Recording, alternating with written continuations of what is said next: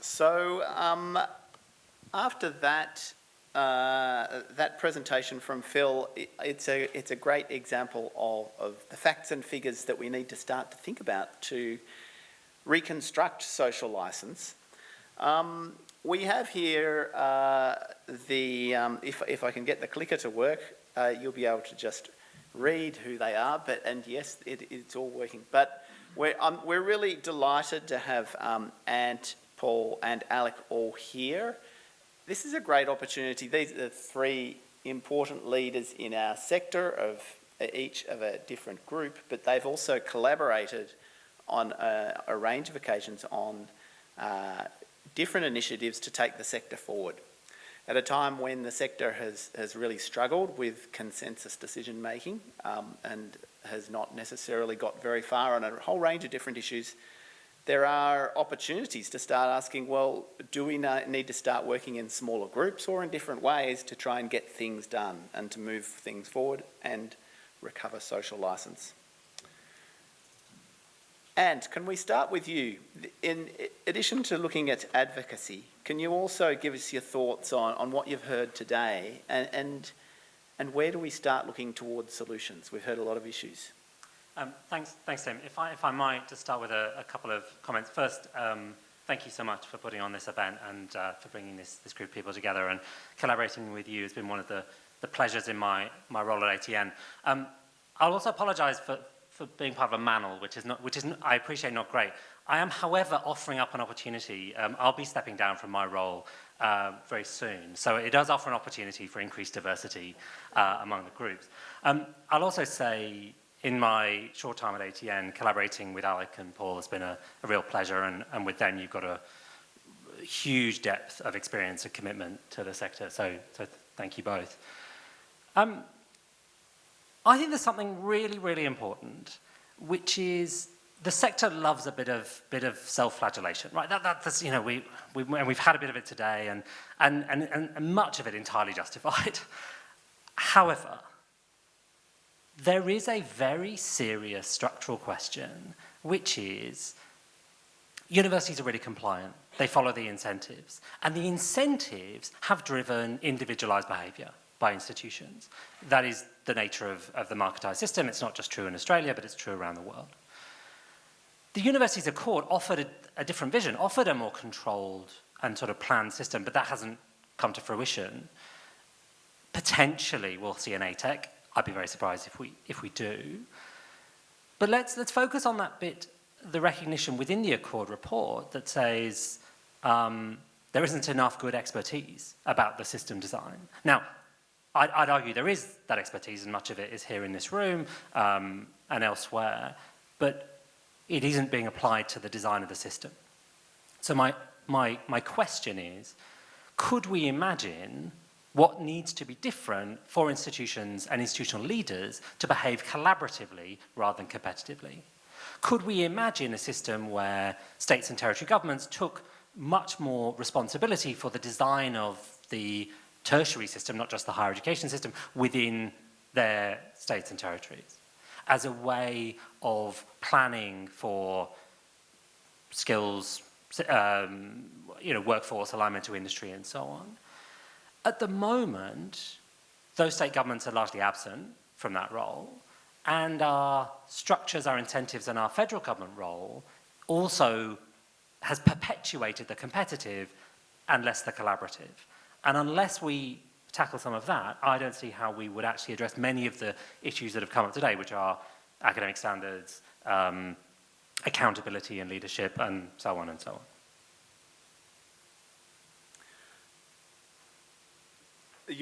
The other two, what are your thoughts on that? That's a bold opening statement.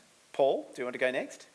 I mean, absolutely echo Zant's point about collaboration and competition in the system, and I think collaboration across the tertiary system. We heard someone before talk about the importance of connecting with schools, and I think you hear from Minister Clare this real concern about declining numbers of school students finishing year 12 and going on to tertiary study, whether that be TAFE or uni or whatever. I think one of the key issues in the Accord, which was the first big kind of review of our system for at least 15 years, was the need for differentiation and diversity in the system. You know, they're quite clear through the Accord panel's work that we don't just want every university trying to be the same as every other university, and I think we work with groups of universities that encompass a lot of diversity. You know, I work with James Cook University, Western Sydney University, Flinders University. We share a lot in common, but they're also very different institutions and very different communities and very different parts of the country, and that's great. And we find ways to collaborate within our small group, and then we try and find ways to collaborate across our groupings, and I think we need to do more of that. But, you know, there is this tension, I think, always in our sector about the Accord saying we want more differentiation, we want more diversity, and then there's this kind of lamentation that we don't speak with one voice. And I mean, I would argue that you probably can't have both those things all the time, right? Do you want more diversity and differentiation, or do you want a sort of unified voice on key issues for universities and the future of universities? The other point I would make, building on Ant's comment about collaboration, is collaboration between our sector and government. I mean, I worked in the US system, I worked in Japan when I was the education counsellor, and in both those countries, you've got more private universities in the system than you've got public universities. And it works differently. You know, like when I was working in the US when President Trump was president the first time, and you had a whole bunch of private universities with big endowments just saying, you know what, we don't care really what the federal government says. If they pass some kind of horrible kind of racist law and it's targeting certain groups of international students or scholars, we just won't comply because we don't really care, because we don't really need their money, because we've got a huge endowment. Fundamentally, in our system, you can't do that. Like, we have a public system that is going to require partnership between public education institutions and democratically elected government, and we're going to have to figure out how to do that. Like, we can't just ignore the government because it's a public system. I would argue with the changes through the Accord, and particularly the changes to international education over the last 12 months, our old ways of working and working together with government are going to have to change. Like, we are going to have to think about international education in a new way in 2025 than the way we thought about it for the last 20 years. And we're going to have to do that in partnership with government. So I think we are looking for ways continually to kind of think about the universities that we work with, think about how do we build bigger alliances and bigger collaboration, and that includes with government as well, I think. Alec, what's your thoughts? I mean, I don't want to say I agree with these two fine gentlemen, but I very much do agree with these two fine gentlemen. It's all right, you can stop there if you want. I would say collaboration between networks of universities is incredibly difficult, right? I represent 7 regional universities. I don't think anyone's going to say that CQ University and Federation University, when you look at their geographical spread, aren't facing with some common issues, but they're also facing incredibly different issues. We're talking state jurisdictions as much as we are a Commonwealth jurisdiction here. That definitely complicates matters. Where I've seen collaboration come together is on issues that matter. And I think, you know, for us 3 university networks to come together at the back end of last year around international education was a really positive step. It shows that it can be done. And I, of course, extend the invite to my colleagues at the Group of 8 to come be part of that collaboration. We're always willing to have that conversation. But the key thing as we head into an electoral cycle here is, let's be honest, there are going to be 39 Vice-Chancellors in it for themselves. And I don't think there's anybody here that can stop that happening despite our best intentions. The challenge, and I think it's more of an opportunity than a challenge, but it is still a challenge, is how do we, the collective in the room here, put a coherent argument to government where we engage on an evidence basis. We're universities. Universities do research, data, truth, and yet there is the occasion where people rock up to Parliament House with none of those things, and that really undermines the ability of the sector to engage and collaborate with government. Now, Paul's talked about his experience in the US. I had a brief stint in the UK, although I'm sure Ant's got his views on this as well. The OFS there, the collaboration is, we're going to hit you with a big stick. And if you don't like it, too bad. That's not a productive relationship. And I think it would be remiss for the Australian sector, when we reflect upon the opportunity to not think about, things could be a lot worse. And what are the things in the current system that we actually want to die in that ditch on and say this is fundamental to what universities are? Think about TEXA. They're doing what the TEXA Act outlines them to do, despite, political commentary to the contrary. How do we collaborate with TEXA to ensure that a risk-based regulator continues to define Australia's education system? Can I just come back on a lot of talk about Vice-Chancellors today, and a couple of allusions have been made to another meeting that's been happening, and it's the joint plenary session of the Vice-Chancellors and the Chancellors. It is incredibly difficult to imagine how that group would come to a consensus position, but also to take a position for the greater good of the whole sector. And it's not because of intellect or they pay too much and they're worrying about their vast wealth. It is because they are individually required, mandated, absolutely on the hook for the performance of their institution. That is what they are required to do by their acts, by their councils, their KPIs, and so on. And so it is absolutely an inherent conflict to ask those individuals to also work on behalf of the whole sector. It's actually one of the reasons why our groups exist, is because you can find some consensus and some commonality at a smaller subset of the sector. But trying to do that across everyone is an inherent conflict. And this is actually where I think the expertise bit comes in. Universities are amazing. And one of the things they're amazing at is being places of expertise. That expertise is very, very rarely applied to the design of the system in which they work. It is applied to other questions of public policy and science and changing the world, but much less to the sector. And yet the responsibility falls on executive leaders who are required to do something else. And unless we are just honest about that inherent conflict, I think we're going to, A, fail to move forward, but B, also, frankly, blame people who don't need to be blamed for it because they're working to the incentives that are set for them. I love that. I haven't heard that line of reasoning before, but it's a really interesting conversation. It leaves us in a difficult point then, perhaps.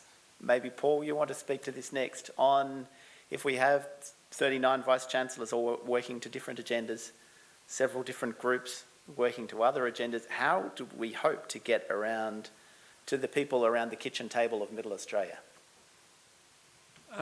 It's a good question. Our approach, in our group and working with colleagues here on the stage with me, is to try and build a coalition of people who are interested around particular issues. So I think, to take one example, we've heard a bit today during the session about the JRG, the Job Ready Graduates. We've been kind of banging away about that and writing reports about that for the last few years while I've been working with the IRU. But I think the way to kind of bring people to that discussion is to focus on the fact that it's like students who are paying more for their education. And it's not about university. I mean, there is an element to JRG funding, of course, which is about like what's the government contribution that comes to the university for delivering the education. But fundamentally, it's a question about what students have to pay to go to university. And we know that there was a deliberate policy that shifted more of the cost of higher education off the public and onto the student. And there was an argument there about the public and private benefits of higher education. We would argue very strongly that we, in a whole range of ways across universities, we're seeing a sort of a privatisation of public goods.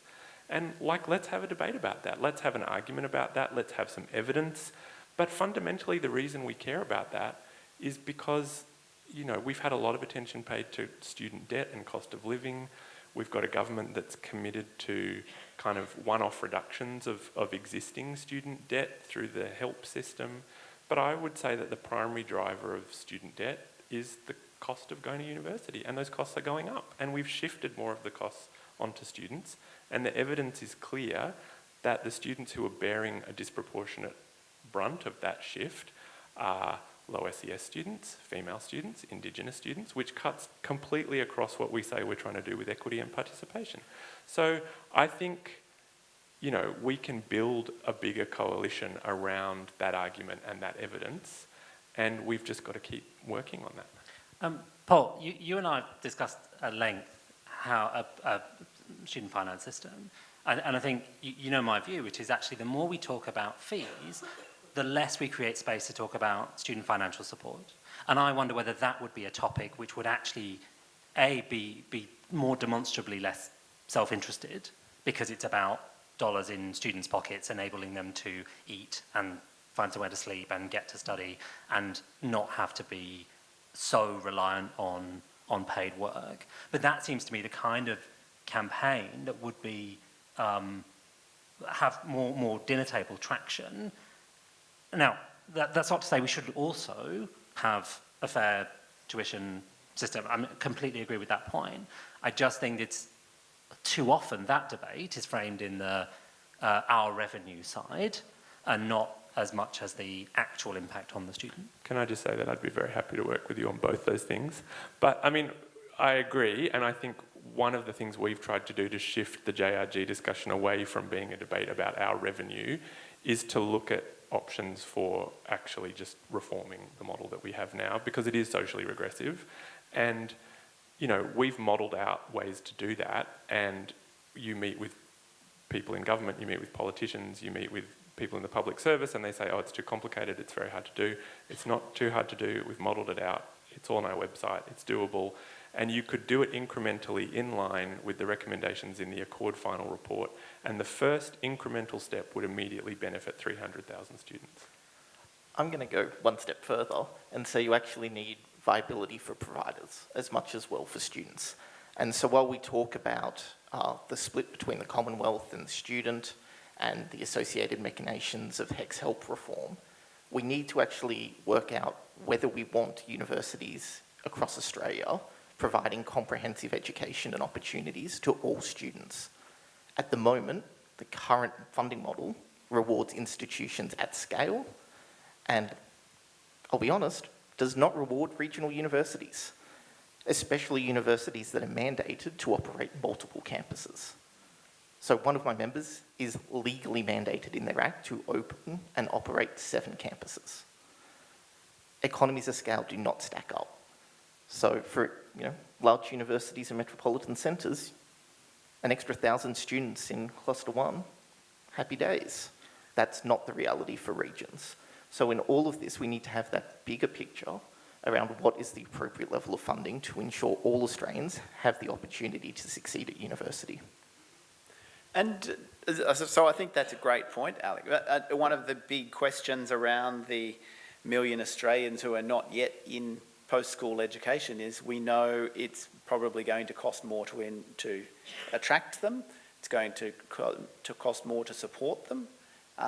And so who's doing that work? Where do we actually start? Because, as you say, there's a lot of smart people in this room and in the sector, but we don't use that. We don't get these key questions researched so that we have the evidence base very often, do we? In a one-word answer, no. We don't get that opportunity very often, but we absolutely need to. And there are experts who have done work on this, but that work needs to be considered not only by the sector more broadly, but also by the policymakers. I don't think there is any malintent in our political or policy stakeholders for education and universities. Most of them went to university. Most of them loved their time at university. There is, of course, though, an inherent conflict between the pressures to get re-elected, and that creates some challenges associated with that, especially for their electorates, where, let's be honest, for the most of the electorates, university is not a key electoral driver. How do we make it that? I think there are some lessons you can learn from regional unis in that space.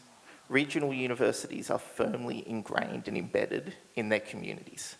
We talk about social licence. I invite everyone here to come to one of the excellent regional university campuses in one of our excellent regional cities and talk to the punters on the street. They know what their university is about. They see the opportunity of their university as good corporate citizens. And I think there is a lesson to be learned from that in how we as a sector engage with our political constituents. You go. Thanks. If we go back to the Accord, those extra million students, it's all about supply of places. There's zero on demand there. Now, I think unless we solve that at scale, and I'd argue that student financial support is absolutely essential, we also need to tackle some of those big social trends, which are not just Australian but around the world. On average, men just don't want to go to university as much as either they used to or indeed that women want to go. We also need to work on that as part of that, because I think one of the real risks is that we have this pressure to grow and pressure to recruit, and maybe that opens up places in some institutions, and then we end up jacking up the cost of acquisition, which further hurts some institutions and not others. So I think this is exactly that area where we need to see the full complexity of the system lived out through a regulatory and funding and incentive model. And at the moment, that just doesn't exist. That capability is not being deployed. It is promised in the ATEC, but what if we don't get an ATEC? And I'd argue that there are many people in the sector who have long argued against the idea of an ATEC because it's potentially another layer, another bureaucracy and so on. But I don't see how we solve any of these problems without more of a structure and a guiding hand to actually help the whole sector. And I think my perspective on all of that is to think back about the history of our system. You know, after the Second World War, we had 6 universities. We now have this big expanded national system. The universities that I work with in the IRU group were created in the late 60s and early 70s, and then again through the Dawkins reforms. And there was a deliberate kind of decision to expand the university system to take the benefits of higher education and research to communities across the country, particularly communities that had been sort of underserved by a small number of historical universities. The challenge we have now is how do we leverage that expanded system? How do we afford it in a time of tight budgets? But I think, you know, we're kind of experiencing like a global backlash against like neoliberal globalization or whatever you want to call it. Surely the answer is not to say, well, we've decided that the benefits of the knowledge economy are only going to be accessible to a small number of communities. So we have to, I think, be making an argument for the benefits of that expanded knowledge system, expanded innovation system. It has to deliver for our communities. But we're going to need to kind of think about the evidence for that and to think about how do we leverage this expanded system that we've built.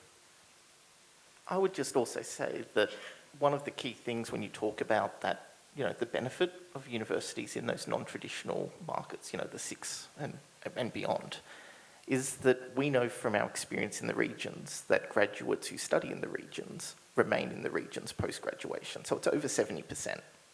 That is vital for the workforce in regional Australia, the population of which has only been growing, especially since the pandemic.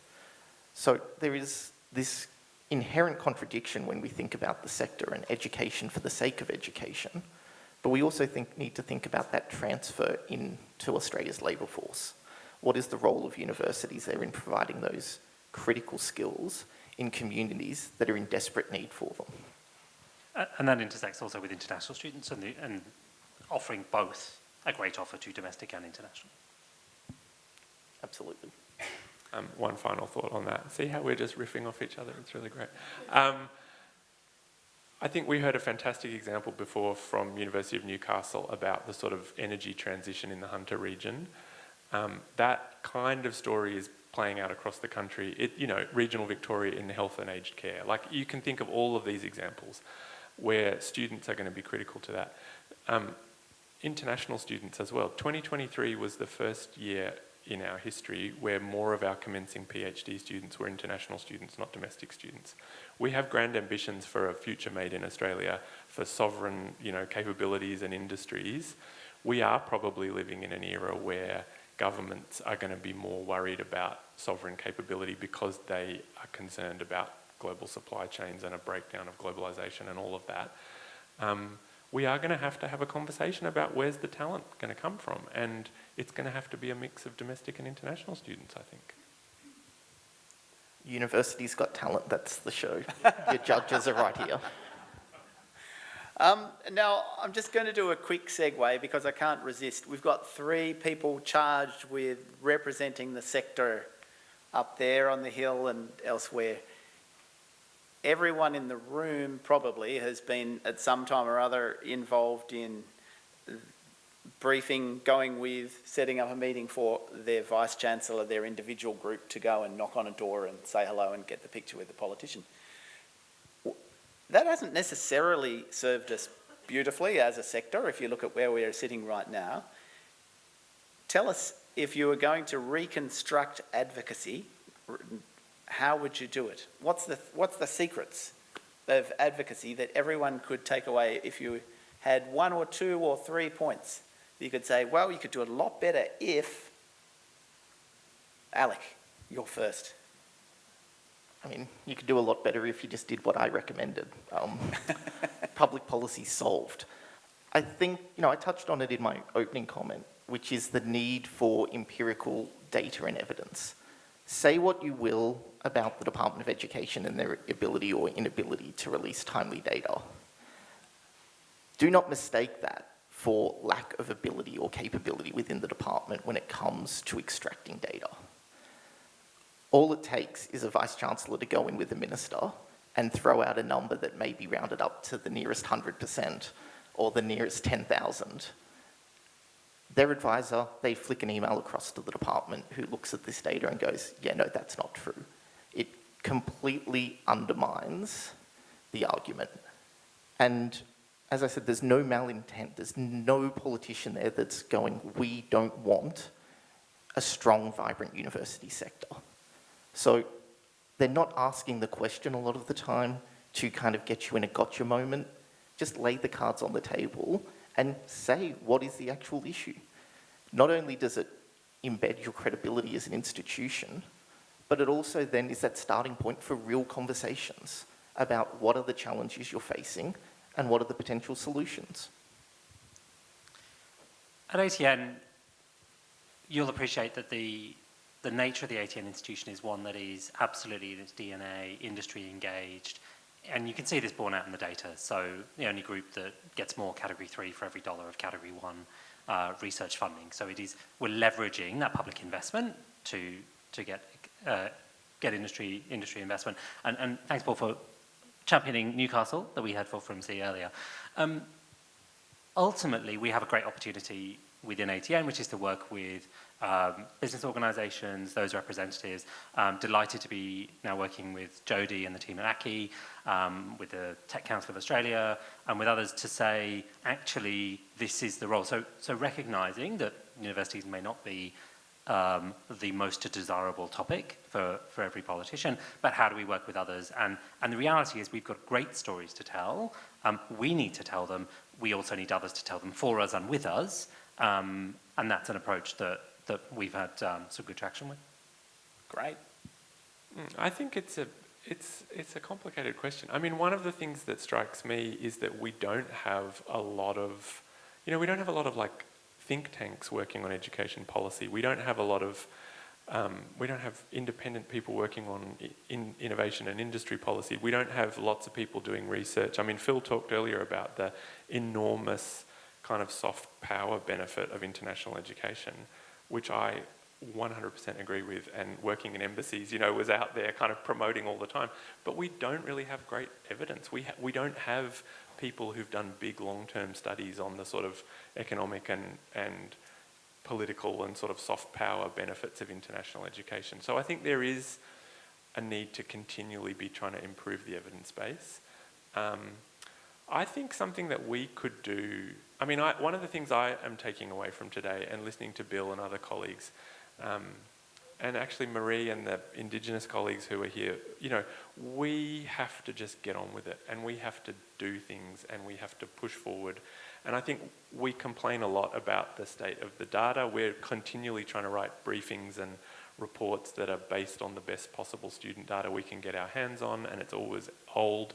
I mean, I think one approach in the current kind of climate and debate could be much more kind of radical transparency from universities. We're public institutions. I mean, we had this play out last year where there were Senate committee hearings after Senate committee hearings where members of Parliament were saying, how many international students do you have and what percentage of your total student cohort is international?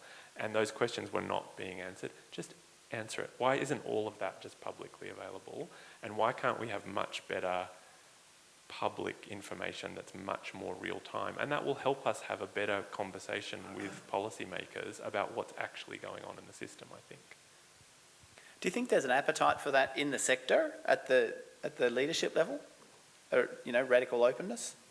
Between us three, there is. Yes. I think there is. It's always the one that's, meets tension. Because as much as we are collaborators, we are also competitors.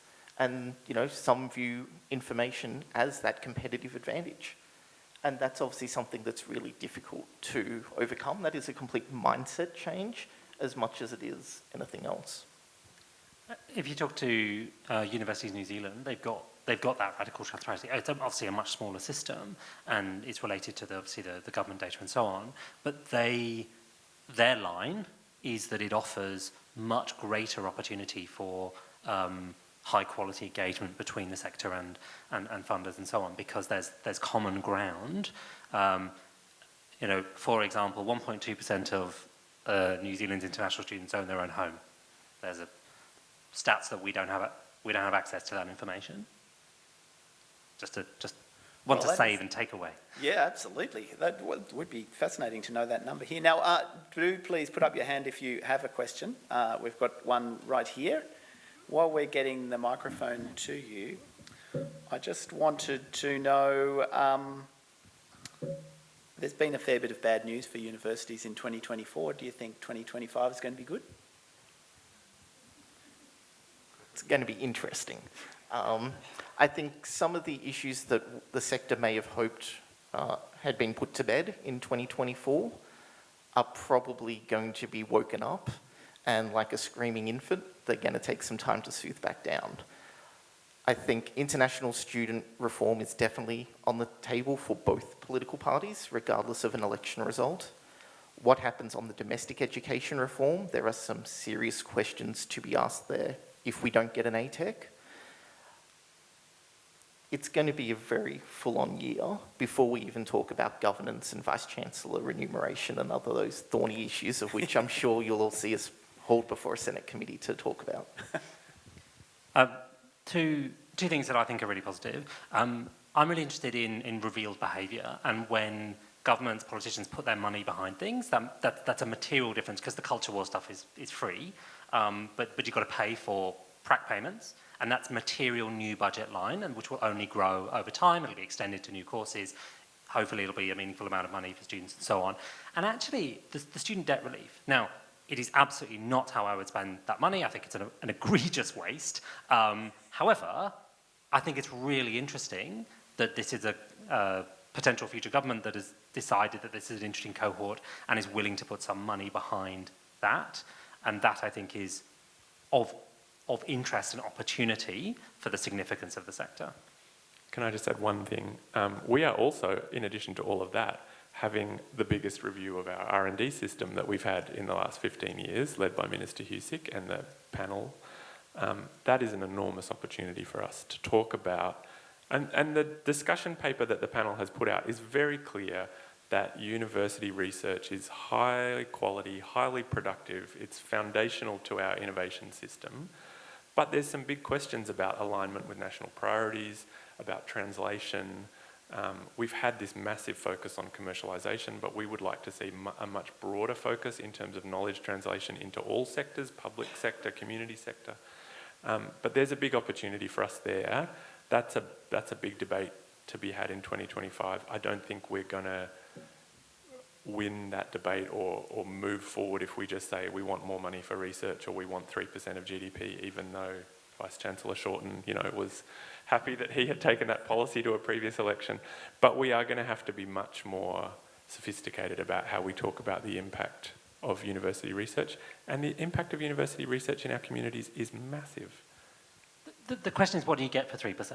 And maybe what do you get for 5%? Like 3% in itself is not the end point. It is what that achieves for Australians. And just arguing for 3% is unhelpful. Absolutely. Both political parties have agreed that there are large numbers of international students in Australia, 730,000, and they've both agreed they're going to cut them back radically. Why hasn't the higher education sector been in a position to help define the future of international education rather than being totally reactive?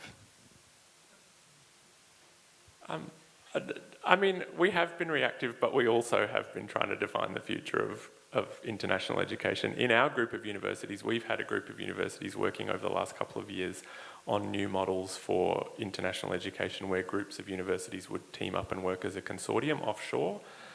There is thinking about new ways of approaching international education. It's not, I think Phil or someone said before, it's not all going to be about, it was Adam actually, it's not all going to be about students with a visa coming onshore. It's going to be about how we take Australian education to the region.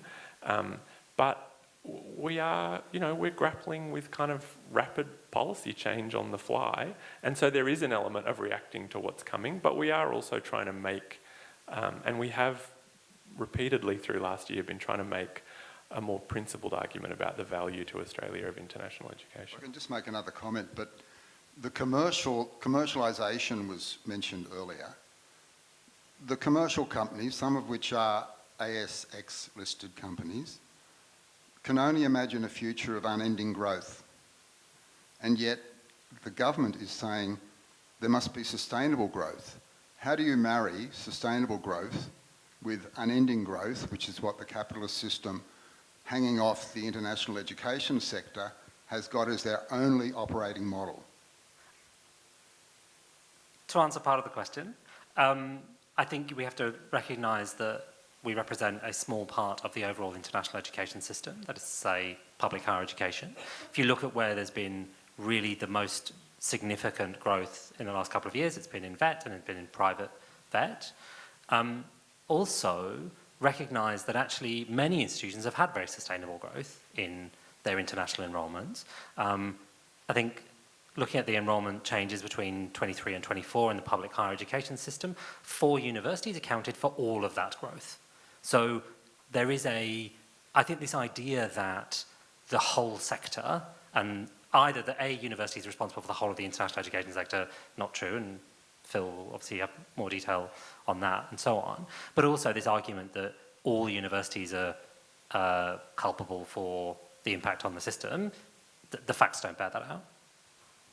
That's only a part of your question. Alec can finish.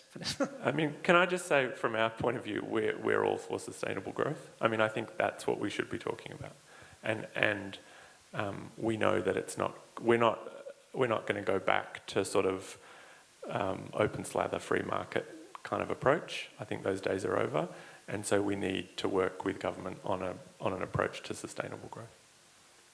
Yeah, we're all for sustainable, unending growth for the regions. I would say that the impact of the pandemic and Ministerial Direction 107 has had truly devastating impacts on regional universities. We're talking over 60% reduction in overseas fee revenue. We're talking in 23 to 24 alone, a 34% reduction in international student commencements in the regions. That has real impacts upon not only the financial viability of regional universities, and financial reports are all public. You can go look at some of the deficits that have been returned. But that brings us back to this question of, let's have a conversation about a sustainable system, one that enables regional universities to thrive, given that we are the single largest enroller of students from low SES and First Nations backgrounds. So there is a key critical role here for these universities in the sector. One might argue that all universities might need to survive, but including the regionals. A quick question for you. Now, we've had many scares in the sector on COVID, MOOCs, other things that people have predicted. They will be the tipping point that changes the operating model for universities. Now we're finally facing both major parties wanting to put a clamp on international recruitment for a little while. Are we finally at that tipping point? are things really going to change, or are we still going to sort of change and waffle around the edges? Oh, I think things are really going to change. I mean, we in Australia have built over the last 30 years close to the most internationalised university system in the world, with a high proportion of international students. I mean, still only 26% across the entire university system, but compared to our, peer countries globally, that's still pretty high. In our research, 2/3 of our research is co-authored with international partners. We're like number 2, I think, in the world on that. And, this model that we've had has served the country pretty well over the last 30 years. As I said before, I did a couple of postings as an education and science counsellor. We were out there, on behalf of the government, spruiking the benefits of international education and international research collaboration. And, credit to colleagues who are still out there doing that work. It's important. But if we look around the world, the kind of nature and dynamics of international collaboration, Adam made the point earlier about with a free trade, we're seeing massive global change when it comes to kind of open movement of people and knowledge and technologies. And there's absolutely no doubt in my mind that that is going to create huge change for the way we think about a very kind of open, internationalised model of our universities. Universities play a massively important part as social infrastructure. And from the reference points that were made earlier to Bologna, strongly recommend go and visit the University of Bologna. It's got a museum of student life, which is just it's good fun. We've had the universities have changed. This was 1,000 years ago, and they've adapted and changed and continue to play a hugely important role in society. That is radically different to what it was post-war, if we think slightly more recently than 1,000 years ago. And clearly, high participation systems need different governance and a different role for universities in society. And that's great, and we should be delighted about it, and we should be excited and optimistic and feel enthusiastic for this as a moment of change. But I think this is just the same conversation that people in the higher education sector have always had, which is, woe is us, and nobody loves us. But our challenge is to take that and channel it into something positive. I think there's going to be a lot of change in the sector. I think both sides of government, whether that is a returned Labor government or the coalition coming to power, have indicated that the current model of operating in the higher education sector is going to go under some pretty significant reform. Now, there'll be questions to be asked about the makeup of the Senate and how much they can change or not change through that process. But I think the political stakeholders have been quite clear that the higher education system, as it currently exists post-Bradley, is going to change, and we're going back to a much more managed, controlled system from Canberra. And that creates opportunity. Not everyone's going to be happy about that. But I think from my perspective, I see this as a real opportunity to set the sector up for the long term. And that won't just be reliant on, recruiting more international students. We are going to have real conversations about how universities are funded and what is expected of universities. And the sector needs to be involved in that and not have it done to us. Fantastic. Well, thank you. At a time of great change in the sector, you've left me with a feeling that at least we have 3 fine minds in charge of advocating on our behalf. So thank you very much for your insights for this session. We're going to finish with a quick wrap-up from Stephen.